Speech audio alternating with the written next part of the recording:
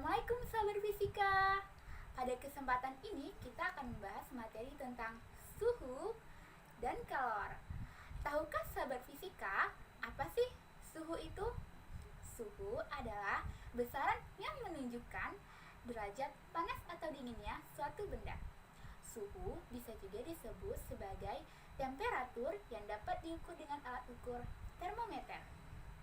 Termometer memiliki beberapa macam skala, yaitu yang pertama, termometer dalam skala derajat Celcius, yang kedua yaitu termometer dalam derajat Reaumur, yang ketiga adalah termometer dalam derajat Kelvin, dan yang keempat yaitu termometer dalam derajat Fahrenheit. Untuk titik didih dan titik bekunya, sahabat fisika bisa lihat di sini. Untuk konversi suhu dari derajat Celcius ke Fahrenheit, ke Reaumur maupun ke Kelvin, sahabat fisika bisa lihat di sini. Contoh dari pemuaian zat padat yaitu rel kereta api yang bengkok. Kenapa sih rel kereta api bisa bengkok? Yaitu penyebabnya rel kereta api terkena sinar matahari. Dua ujung sambungan rel kereta api yang terkena sinar matahari akan memuai sehingga dua sambungan tersebut merapat dan membengkok. Pada zat padat dikenal tiga pemuaian, yaitu yang pertama pemuaian panjang, pemuaian luas, dan pemuaian volume. Adapun rumus dari pemuaian panjang yaitu delta L sama dengan L0 dikali A dikali delta T.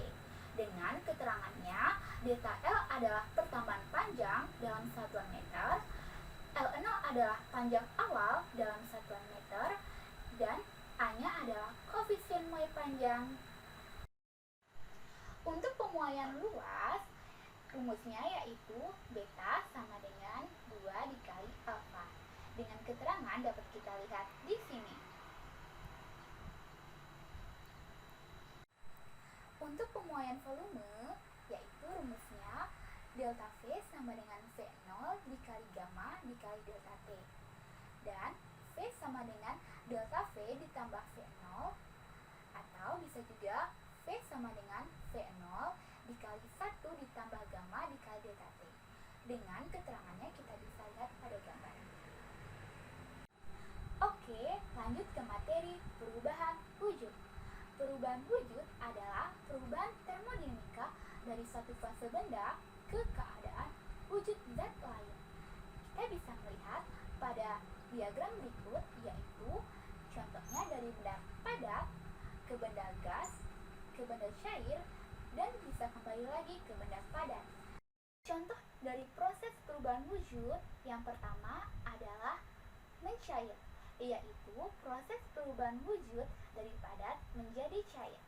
Yang kedua yaitu membeku, yaitu proses perubahan wujud dari cair menjadi padat. Yang ketiga yaitu menguap, yaitu proses perubahan wujud dari cair menjadi uap. Yang keempat yaitu mengembun, proses perubahan wujud dari gas menjadi cair. Yang kelima yaitu mengkristal, perubahan wujud dari gas menjadi padat. Yang keenam yaitu menyublim, proses perubahan wujud dari zat padat menjadi gas.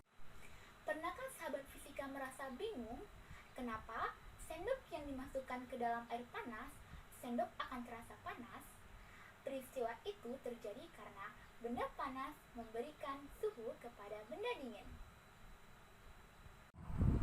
Untuk pengertian kalor, kalor adalah energi yang berpindah dari suhu yang tinggi ke suhu yang rendah.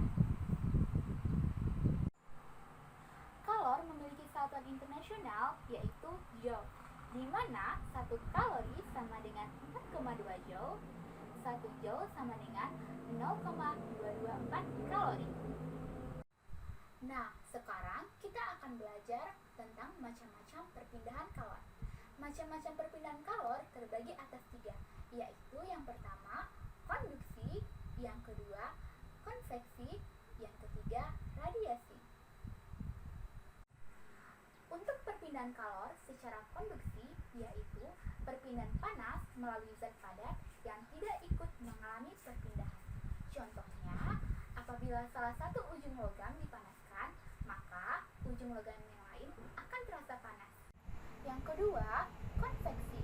Konveksi adalah perpindahan panas melalui aliran yang zat perantaranya ikut berpindah. Contohnya adalah apabila sahabat fisika memanas air, kemudian terjadi gerakan naik turunnya air. Yang ketiga adalah radiasi. Radiasi adalah perpindahan kalor tanpa zat perantara. Contohnya, apabila sahabat fisika berada di dekat api unggun, maka tubuh sahabat fisika akan terasa panas. Untuk macam-macam kalor terdiri dari dua, yaitu yang pertama kalor jenis dan yang kedua kalor laten. Untuk kalor jenis adalah kemampuan suatu benda untuk melepaskan atau menerima kalor.